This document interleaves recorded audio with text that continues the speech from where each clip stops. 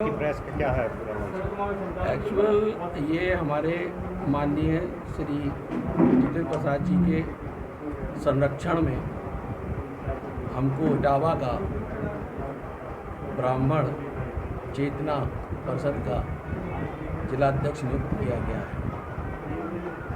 और जैसी उन्होंने हमसे आशा की है, जैसी उम्मीद की है, मैं पूरा प्रयास करूंगा कि उनकी आशाएं और उनकी उम्मीद पे खरा उतरूं और ब्राह्मण समाज पे हो रहे अत्याचार, चाहे वो जिले लेवल पे हों, चाहे वो प्रदेश लेवल पे हों, चाहे वो राष्ट्र लेवल पे हों, हमारी विंग का एक एक व्यक्ति जहां जिस जिले में बैठा हुआ है वो उसका नेतृत्व कर रहा है और उसी के तहत हम इटावा का नेतृत्व करते हुए ये प्रयास करेंगे कि एक एक ब्राह्मण की भरसक पूरी मदद की जा सके। और जैसा कि मुझे ऊपर से निर्देश मिला है कि ब्राह्मण की हर छोटी बड़ी समस्या का समाधान करने के लिए हमारे माननीय आदरणीय जितेंद्र प्रसाद जी सदैव तत्पर हैं और उनका जैसा कि कहना है, जब जहां जरूरत पड़ेगी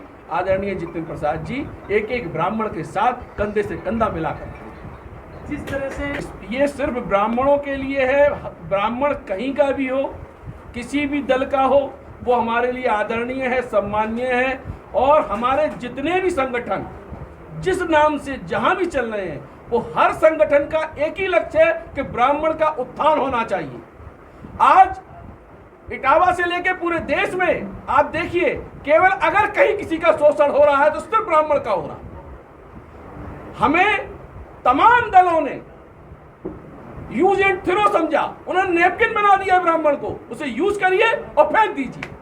अब ऐसा नहीं होगा, आप विश्वास रखिए, अब ऐसा नहीं होगा। इटावा में पहले तो मैं आपकी बात से यही कहना चाहूंगा कि आप ये बताइए कि इटावा की बात क्या करते हैं, कहाँ पे आप ये बताइए, ब्राह्मण के पास क्या है? आपको कौन सी समस्या दिखाई? ब्राह्मण समस्या ही समस्या, पहली समस्या आपके ब्राह्मण के पास रोजगार नहीं है, ब्राह्मण के पास शिक्षा व्यवस्था से रहित है। ब्राह्मण देखिए, न तो वो रोजगार में है अपना, उसका कहीं कोई व्यवसाय नहीं है। ब्राह्मण न सर्विस में है, उसको सर्विस भी नहीं मिल रही है। आरक्षण इतना जबरदस्त है कि ऐसे लोग जो 40% 60% वाले हैं वो तो सर्विस में आ जाते हैं और जो वाकई 90% 95% बैठे हैं उनको नौकरी नहीं है।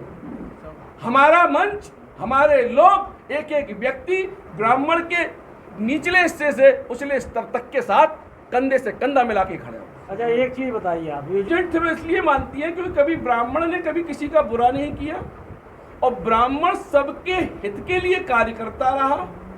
लोगों ने ब्राह्मण को बेवकूफ समझ लिया और लोगों ने ब्राह्मण को यूज किया और फेंक दिया। उसका परिणाम अब मेरे ख्याल में आप सभी लोगों को भली भांति मालूम है, चाहे 2007 का मैटर हो, 2007 में भी ब्राह्मण का किस तरीके से यूज किया गया और पूरे उत्तर प्रदेश के अंदर ब्राह्मण को ही बदनाम किया गया। सेम उसी तर्ज पर 2017 में फिर ब्राह्मण को यूज किया गया और आज नैपकिन के माफिक फिर ब्राह्मण फेंक दिया। इस पूरे देश में एक मैसेज देना चाहते हैं कि अगर कोई इस देश में अपराधी है तो सिर्फ ब्राह्मण है, इसके अलावा कोई नहीं। अच्छा, कई एंड है। ये सिर्फ कुछ ऐसे लोग हैं जो ये भ्रम फैला रहे हैं कि ब्राह्मण एक नहीं, जिससे कि ब्राह्मण कभी एक ना हो पाए। ब्राह्मण सदैव एक था, ब्राह्मण सदैव एक है। ब्राह्मण ने कभी उस लोगों के साथ रोड पर उतर के प्रदर्शन नहीं किया, भय नहीं दिया, कभी गुंडाई नहीं की, इसलिए लोग समझते हैं कि ब्राह्मण एक नहीं है। जो लोग समूह बना के गुंडाई करते हैं, लोग समझते हैं कि ये एक है। ब्राह्मण एक है और ब्राह्मण आज भी एक है। इसके संगठन है ब्राह्मण। हाँ, एक तो संगठन, उसका सिर्फ एक उदाहरण है, उसका सिर्फ एक उदाहरण है मेरे पास कि ब्राह्मण के एक संगठन हो या 20 संगठन, लक्ष्य सबका एक है, ब्राह्मण का उत्थान। इसलिए ब्राह्मण अलग कहाँ है? अगर कोई भी संगठन ये कह दे कि हम ब्राह्मण का बुरा चाहने के लिए संगठन बनाया है, मैं आज ही अभी यहीं से वापस लौट जाऊंगा। बुरा चाहने की बात नहीं, हर संगठन ब्राह्मण का भला चाहता है, ठीक, लेकिन भला हो नहीं पाता ना। कहीं ना कहीं राजनीतिक तत्व आगे पीछे से वो इस तरीके की अपनी गतिविधियां फैलाते हैं जिससे ब्राह्मण कभी एक ना हो पाए। आप इनको सबको एकजुट हम अपना कर्म करेंगे, मैं अपना कर्म करूंगा। और जब आदमी अपना कर्म करता है, मन से करता है, तो ऐसा नहीं है कि जब हम काम करेंगे तो उसके हमें फल अच्छे नहीं मिलेंगे। हमें मौका मिला है, आज मेरा पहला दिन है और मैं समाज में आया हूँ, समाज के बीच में आया हूँ। और मैं नहीं समझता हूँ कि समाज में जब हम कोई अच्छा कार्य करेंगे तो समाज के लोग हमारा विरोध करेंगे। अगर मेरा कार्य अच्छा होगा तो उसकी सराहना हमारे ही समाज के लोग और आप लोग करेंगे। कई ऐसी पार्टियों में वहाँ पर नहीं, देखिए, परशुराम जी को कोई हम इस तरीके का विवादित नहीं करना चाहते। वो हम सबके आराध्य हैं, हम सबके आराध्य हैं। और ऐसा अभी मेरे संज्ञान में नहीं आया कि इस तरीके का कहीं कोई विवाद हुआ। अच्छा, एक चीज हो, नहीं, ये तो ब्राह्मण के अपने विवेक पे डिपेंड करता है, क्योंकि मतदाता जो होता है, चाहे वो किसी भी जात धर्म का हो, वो स्वतंत्र होता है, वो अपने विवेकानुसार अपना मत देता है।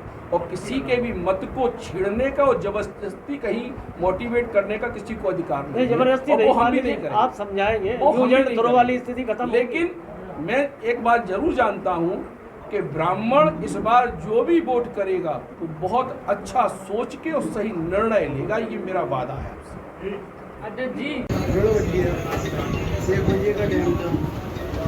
यहाँ उपस्थित हमारे गणमान्य समाज के प्रमुख सभी का मैं बहुत ही स्वागत करता हूँ, बहुत ही हार्दिक अभिनंदन करता हूँ।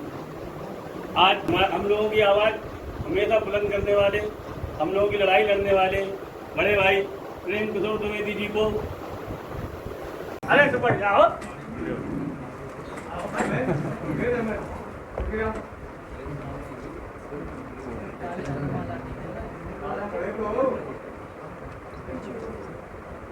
Thank you.